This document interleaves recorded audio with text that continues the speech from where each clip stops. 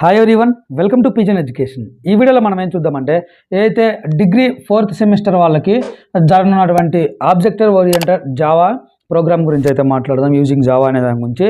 ఈ పర్టికులర్ వీడియోలో క్లియర్గా నేను మీకు ఏం ఎక్స్ప్లెయిన్ చేస్తాను అంటే, ఫస్ట్ వచ్చేసరికి ఈ యొక్క ఎగ్జామ్ పాస్ అవ్వడానికి ఇంపార్టెంట్ క్వశ్చన్స్ ఏమేంటివి, వాటిని ఎట్లా చదవాలి, అక్కడక్కడ ఏమేమి అంటే కొన్ని ఖచ్చితంగా వచ్చే క్వశ్చన్స్ ఉంటాయి కదా, ఇంపార్టెంట్ కీ కాన్సెప్ట్స్, వాటిని మాత్రం హైలైట్ చేసి చెప్తాను. అంతవరకు అయితే ఈ వీడియోలో క్లియర్గా చెప్తా వినండి. ఇంకోటి ఏంటంటే, ఇంకా మీకు చెప్పాలనుకుంటుంది ఏంటంటే, మన ఛానల్లో ఏదైతే పీజన్ ఎడ్యుకేషన్ ఉందో దీంట్లో అప్లోడ్ చేసిన కంటెంట్ మొత్తం పీజన్ ఎడ్యుకేషన్ ప్లే స్టోర్లో ఉంటుంది. అట్ ద సేమ్ టైం కొన్ని వీడియోస్ ఎక్కువ కూడా దాంట్లో ఉంటవి. లైక్ ఇప్పుడు కొన్ని వీడియోస్ ఇక్కడ అప్లోడ్ చేయని కూడా అక్కడ ఉంటవి. అక్కడైతే 0% చార్ట్స్ వస్తవి. సో మన యొక్క ఇది ఏదైతే పీజన్ ఎడ్యుకేషన్ యాప్ లింక్ ఉందో అది డిస్క్రిప్షన్లో ఇస్తా. ప్రతి ఒక్కళ్ళు అక్కడ నుంచి అయితే డౌన్లోడ్ చేసుకోండి. అట్లానే మీకు కావాల్సినటువంటి పీడిఎఫ్స్ కానీ, అట్లా మీకు ఏమన్నా డౌట్స్ ఉంటే లైవ్ సెషన్స్ జరుగుతుంటాయి. ఇట్లాగా చాలా యూస్ఫుల్ ఉంటుంది మీకు ఆ యొక్క యాప్ అయితే. ప్రతి ఒక్కళ్ళు డౌన్లోడ్ చేసుకోండి, ఖచ్చితంగా ఎప్పుడోసారి మీకు అయితే యూజ్ అవుతుంది. అది ఇంకా నేను చెప్పాలనుకుంది. నెక్స్ట్ ఈ యొక్క ఇంపార్టెంట్ క్వశ్చన్స్ వీటి గురించి మాట్లాడుకునే ముందు అసలు ఫస్ట్ ఈ యొక్క జావా గురించి 1 or 2 minutes మాట్లాడే ప్రయత్నం చేస్తా. ఇదేంటంటే ప్రోగ్రామింగ్ లాంగ్వేజ్. ఎట్లా అంటే మనకి ఏదైనా ఒక అప్లికేషన్స్ అవి మనం డిజైన్ చేయాలన్నప్పుడు 2 types ఉండేవి అన్నట్లు. ఒకటేమో బ్యాక్ ఎండ్ అంటాము, ఫ్రంట్ ఎండ్ అంటాము. బ్యాక్ ఎండ్ అంటేనేమో మనకి కనిపించదు. లైక్ ఎవరైతే డెవలపర్స్ ఉంటారో వీళ్ళు కోడ్ రాస్తూ ఉంటారు, జావా కానీ పైథాన్ కానీ ఇట్లాంటివి యూజ్ చేసి. కొన్ని చోట్ల C++ కూడా యూజ్ చేస్తారు.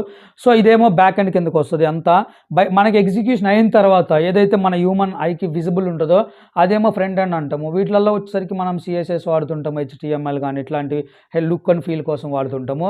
వీటిని రెండింటిని బేస్ చేసుకొని మనం ఏదైనా ఒక అప్లికేషన్ డిజైన్ చేయాలంటే, ఏది మే ఒక గేమింగ్ అప్లికేషన్ కావచ్చు, లేకపోతే ఏదైనా ఒక నార్మల్గా ఏదైనా ఒక ఎడ్యుకేషన్ కావచ్చు, యాప్ కావచ్చు, లేకపోతే ఒక వెబ్సైట్ కావచ్చు, ఏదైనా ఇట్లాగైతే బ్యాక్ ఎండ్లో వర్క్ జరుగుతుంది. ఇప్పుడు మనం మాట్లాడుకునేది ఏంటంటే ఈ యొక్క జావా గురించి మాట్లాడుతున్నాం. అంటే నథింగ్ బట్ కోడింగ్ ఎట్లా రాస్తారు, దాంట్లో యొక్క జావాలో ఏమేమి ఇంపార్టెంట్ కాన్సెప్ట్స్ ఉంటాయి, వీటన్నిటి గురించి మనం డిస్కస్ చేస్తున్నాం. ఫస్ట్ క్వశ్చన్ చూసుకున్నట్లయితే, what are the features of Java program using programming language? Features of Java programming అంటే ఏం లేదు, సింపుల్గా నార్మల్గా కీ కాన్సెప్ట్స్ మాట్లాడుకోవచ్చు. లైక్ ఎట్లా అంటే, ఇది అనేది చాలా సింపుల్గా ఉంటుంది, ఫ్లెక్సిబుల్గా ఉంటుంది.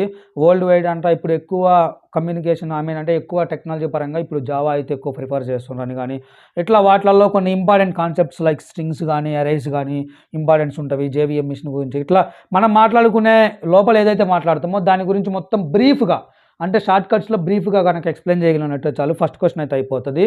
అది ఇంకా నెక్స్ట్ క్వశ్చన్ చూసుకున్నట్లయితే, వాట్ ఈజ్ అ స్టేట్మెంట్? అట్లానే explain different types of statements. Very important question. దీనికన్నా ముందు ఏంటంటే, ఎవరు కూడా ఇక్కడ ఉన్న క్వశ్చన్స్ చదివి వీడియో స్కిప్ చేసుకోవద్దు. దట్స్ ఆల్ ఎవరి విషయం. ఎందుకంటే ఇంకా నేను క్వశ్చన్స్ రాయడం అయితే కంప్లీట్ అవ్వలేదు. నేను ఇప్పుడు ఓన్లీ నియర్లీ 13 క్వశ్చన్సే రాసా. 3 units దాకా అయిపోయినాయి. ఆ తర్వాత ఇంకా 4th and 5th unitలో రాయాల్సినటువంటి కొన్ని క్వశ్చన్స్ ఉన్నవి. అట్ ద సేమ్ టైం ఇంకా కొన్ని షార్ట్ ఆన్సర్స్ కూడా ఉన్నవి. సో అందుకని చెప్పేసి స్కిప్ చేసే వాళ్ళ కోసం చెప్తున్నా. వీడియో అట్లీస్ట్ మీరు స్కిప్ చేసుకునేది మీ ఇష్టం, కాకపోతే చివరి వరకు అయితే చూసుకోండి. సో ఇంపార్టెంట్ క్వశ్చన్స్ అయినా మీకు అర్థమవుతుంది. అదొకటి. ఇంకా నెక్స్ట్ ఇది మాట్లాడుకోవాల్సి వస్తే, what is the statement and explain different types of statement. Very important question. ఖచ్చితంగా నీకు ఎగ్జామ్ పేపర్లో ఉండే క్వశ్చన్ అది. ఏదర్ ఇట్ మేబీ నీకు షార్ట్ ఆన్సర్ అయినా రావచ్చు, లేకపోతే లాంగ్స్లో అయినా రావచ్చు. స్టేట్మెంట్ అంటే ఫస్ట్ దాని డెఫినేషన్ రాసేసి, తర్వాత డిఫరెంట్ టైప్స్ ఆఫ్ స్టేట్మెంట్స్లో నీకు చాలా స్టేట్మెంట్స్ ఉంటాయి. అవి మీకు ఒక క్లియర్ కట్ ఐడియా రావాలంటే స్క్రీన్ మీద మీకు ఒక ఇమేజ్ అయితే చూపిస్తాను. ఆ ఇమేజ్ చూడండి, మీకు ఐడియా వస్తుంది. సేమ్ అదే విధంగా దాంట్లో ఎట్లయితే మెన్షన్ చేసినారో ఆ ఇమేజ్లో ఆ స్టేట్మెంట్స్, వాటి డెఫినేషన్స్ అవి ఎక్కడ యూజ్ చేస్తారో కనుక నేర్చుకుంటే చాలు, మీకు చాలా వరకు ఆ క్వశ్చన్ మొత్తం అయిపోతుంది. దాంట్లోనే సింపుల్గా చెప్పాలంటే మీకు వినపడే నేమ్స్ ఏమేంటి అంటే, లూపింగ్ స్టేట్మెంట్స్ అని వినపడతాయి. దాంట్లో ఫర్ లూపింగ్, అట్లానే వైల్ లూప్ అని, డూ వైల్ అని, ఇవి తర్వాత కండిషనల్ స్టేట్మెంట్, తర్వాత స్విచ్ కేస్ స్టేట్మెంట్స్ ఉంటాయి. వీటి గురించి చూసుకోండి. ఆ తర్వాత నెక్స్ట్ వచ్చేసరికి, what is Java virtual machine? Java virtual machine JVM అంటే ఏంటిది, వీటి గురించి మొత్తం మాట్లాడండి. అసలు JVM అంటే ఏం చేస్తుందంటే, మనం కోడింగ్ మొత్తం రాస్తాం కదా, కోడింగ్ రాసిన తర్వాత దాన్ని ఎగ్జిక్యూట్ చేయాలి. ఎందుకంటే ఫర్ ఎగ్జాంపుల్ నువ్వు అవుట్పుట్ ఒకటనే నీకు మైండ్లో ఉంటుంది. నువ్వు లేకపోతే ఇప్పుడు వెల్కమ్ టు ఒక అప్లికేషన్ నేమ్ చెప్తున్నావు అనుకో, ఆ వెల్కమ్ టు అప్లికేషన్ నేమ్ చెప్పేటప్పుడు నీ మైండ్లోనేమో ఆ పేరు రావాలి.